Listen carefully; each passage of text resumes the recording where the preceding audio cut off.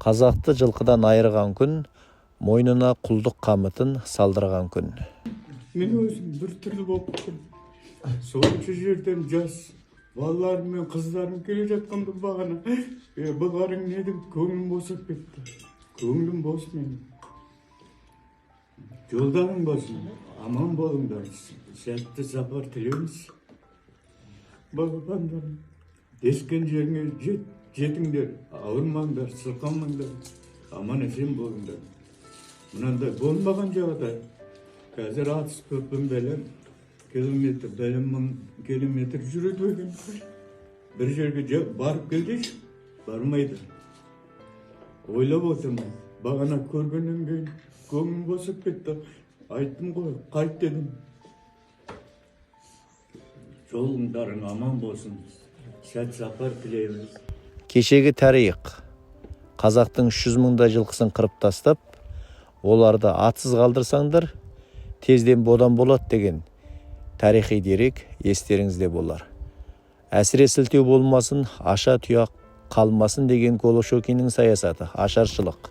Қазақ міне 6 миллион болдық. Ал ашаршылықтан кейін 2 миллионнан астам адам қырылып, 4 миллионға жетер-жетпес халық қалды. Қазақтың саны күрт кеміді. Неше миллиондаған адам шетел асып босып кетті. Ашаршылықтың кесірінен. Ұлттың тең жартысы үлкен шығынға ұшырады. Содан кейін зорға еш жиып егемен ел болып, бүгінге жеттік. Дәл осындай ғылым техника дамыған озық заманда мейлі ұшақ болсын, басқасы болсын, алайда атты жылқыны ұмытуға болмайды. Өйткені кешегі сенің тарихыңды өзгертіп жүрген осы жылқының жоғалуы. Қазақ жылқыға мінсе, күш алады, рухы оянады, бабасын таниды. Сенбесеңіз әр балаңызды жылқының жалынан ұстатып көріңіз. Атам қазақ 6 жасар ұлыңды ат жалын тартып мінсін дейді. Қазақтың қыздары да солай. Көштің алдында жүрген үкілі тақиясымен желбіреп, ешқандай даланың желінен басқа тұяқта тимеген, қанатта қақпаған. Қазақтың қыздары еркін өскен, содан кейін өмірге батыр ұрпақ әкелетін анаға айналған. Осында еркелету мен тәрбиелеу біздің бүгінгі заманда қалай іске асып жатыр?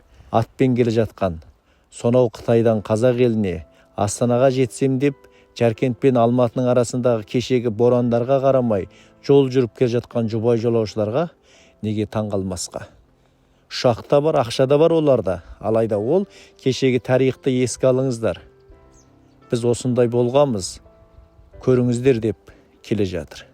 Қалың елде алдынан шығып, шашуын шашып әжелер ақшылауышпен алдына дәм алып шығып, қымызын беріп, күтіп алып жатыр.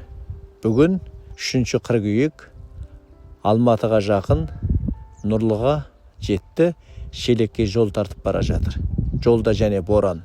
Оған қарап жатқан жоқ, күн-түн демей, кейде елсіз жерге қонады шатырларымен, кейде күтіп алған қазақ баспаналарда түнейді.